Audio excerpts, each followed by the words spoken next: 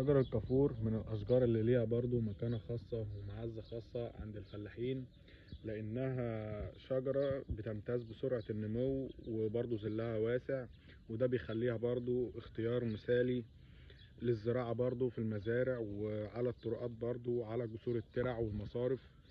أصل الشجرة برضو بيرجع لأستراليا، ولكنها برضو اتزرعت في مصر وانتشرت بسرعة كبيرة جدا بسبب برضو قدرتها على التكيف مع المناخ، وانتشرت برضو جدا في الدلتا والصعيد، وهتلاقيها كتير مزروعة حوالين الترع والمساء والمدارس القديمة والمستشفيات. شجر الكافور برضو بيساعد على تنقية الجو، وبتدي برضو شكل جميل للمكان. الشجرة برضو بتوفر ظل واسع برضو.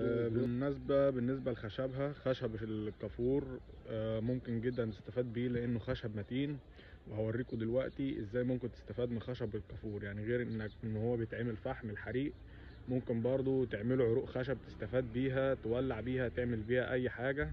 ده الخشب بتاع الكافور. طبعا احنا كنا شايفين العود وهو واقف، وده بعد ما الخشب راح المنشار.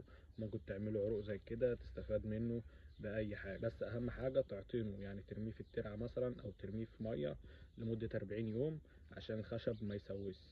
طبعا برضو من فوائد الشجرة دي إن الشجرة دي طاردة للناموس والحشرات، بتطلع ريحة نفاذة بتساعد إن الحشرات والناموس والكلام ده كله يبعد عن المنطقة اللي هي فيها. لكن شجرة الكافور برضو هتفضل من الأشجار اللي ليها قيمة في وسط الفلاحين، مش بس عشان ظلها، لأنها برضو جزء من ذكريات الريف المصري القديم. الشجرة دي برضو هتلاقيها منتشرة في جميع أنحاء مصر، والشجرة بتتميز جدا بالتكيف. يعني